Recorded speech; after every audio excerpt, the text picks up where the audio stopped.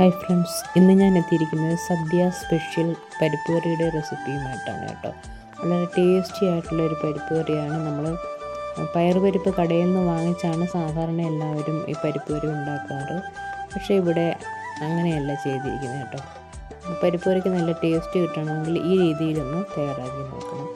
അതിനായിട്ട് ഞാനിപ്പോൾ ഒരു ബൗളിനകത്ത് നിറയെ ചെറുപയറാണ് എടുത്തിരിക്കുന്നത്. തോലോട് കൂടിയ ചെറുപയറാണ്.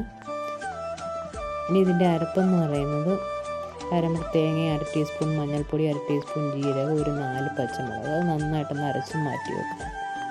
പിന്നെ പയർ നമുക്കൊന്ന് ചൂടാക്കി എടുക്കണം. അതിനായിട്ടൊരു ചീനച്ചട്ടി ചൂടായപ്പോൾ അതിലേക്ക് ഇട്ട് കൊടുത്തിട്ടുണ്ട്.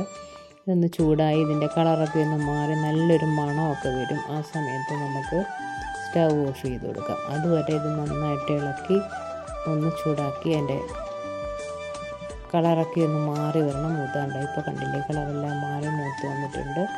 ഇത്രയും മതി. ഇനി നമുക്ക് സ്റ്റൗ ഓഫാക്കി കൊടുക്കാം. എന്നിട്ട് ഇതിൻ്റെ ചൂടൊക്കെ ഒന്ന് ആറിയതിന് ശേഷം നമുക്കിതിനെ ഒരു മിക്സിയുടെ ബൗളിലേക്ക് മാറ്റി ഒന്ന് പൾസ് ചെയ്തെടുക്കണം. 1-2 തവണ ഒന്ന് പൾസ് ചെയ്യുമ്പോഴത്തേക്കും ഇതൊന്ന് പൊടിഞ്ഞ് കിട്ടും കേട്ടോ. അതിൻ്റെ ആ തൊലിയൊക്കെ ഒന്ന് ഇളകി കിട്ടും. അപ്പോൾ ആദ്യമേ ഇതൊന്ന് പൾസ് ചെയ്തെടുത്തുകൊണ്ട് വരാം. ഇപ്പോൾ ഇതാ പൾസ് ചെയ്തെടുത്തിട്ടുണ്ട്. ഇത് നമുക്കൊരു പാത്രത്തിലേക്കിട്ട് ഇനിയാണ് നമ്മളിത് കഴുകുന്നത് കേട്ടോ. ആദ്യം നമ്മൾ കഴുകിയതൊന്നുമില്ല. ഇനി ഇത് 2-3 വെള്ളത്തിൽ കഴുകുമ്പോഴത്തേക്കും ആ ഇളകിയ തോലുണ്ടല്ലോ, തോലൊക്കെ അങ്ങ് പോയി കിട്ടും. അപ്പോൾ കഴുകിയെടുത്ത പരിപ്പ് കുക്കറിലേക്ക് ആക്കിയിട്ടുണ്ട്.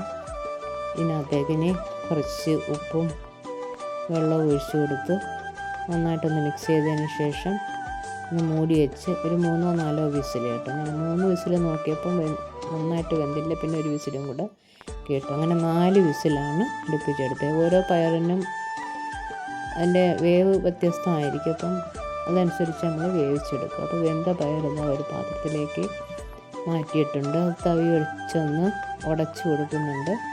അതിനുശേഷം നമുക്ക് അരച്ച് വെച്ചിരിക്കുന്ന അരപ്പ് ഇതിലേക്ക് ചേർത്ത് കൊടുക്കുക. അതിനുശേഷം നന്നായിട്ടൊന്ന് മിക്സ് ചെയ്യാം. കുറച്ച് അരപ്പുവെള്ളം കൂടെ ഇതിലേക്ക് ചേർത്ത് കൊടുത്തിട്ടുണ്ട്. പരിപ്പ് കറി അറിയാമല്ലോ, നമ്മൾ ചോറിൻ്റെ മുകളിൽ ഒഴിക്കുന്ന കറിയാണ്. ഒഴുകിയൊന്ന് പോകരുത്. വെള്ളം കുറച്ച് വേണം വയ്ക്കാനായിട്ട്. നല്ല കുറുകിയിരിക്കണം. ആ പരുവത്തിൽ വേണം ഇത് കലക്കിയെടുക്കാനായിട്ട്. ഇത് ഇരിക്കുന്തോറും കുറുകുകയും ചെയ്യും കേട്ടോ പരിപ്പ് കറി. ഇനി നമുക്കിതിനെ ഒരു ചെറിയ തീയിലിട്ട് നന്നായിട്ടൊന്ന് തിളപ്പിച്ചെടുക്കണം.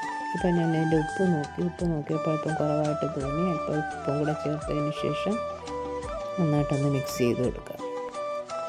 മിക്സ് ചെയ്തിട്ട് ഇതിനെ തിളപ്പിച്ചെടുക്കാം. ഒരുപാടങ്ങ് തീ വെക്കണ്ട, ചെറിയ തീയിലിട്ട് ഒന്ന് തിളപ്പിച്ചെടുത്താൽ മതി കേട്ടോ.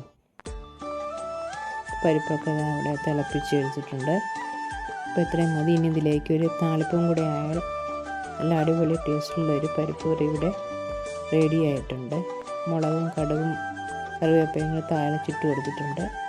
അപ്പോൾ എല്ലാവർക്കും ഇഷ്ടപ്പെട്ടെന്ന് വിചാരിക്കുന്നു. ഇഷ്ടപ്പെട്ടെന്ന് ലൈക്ക് ചെയ്യുക, ഷെയർ ചെയ്യുക, കമൻറ്റ് ചെയ്യുക, ചാനൽ സബ്സ്ക്രൈബ് ചെയ്യുക. അതോടൊപ്പം തന്നെ ഹൈപ്പ് കൂടി ചെയ്യുക. ഓക്കെ.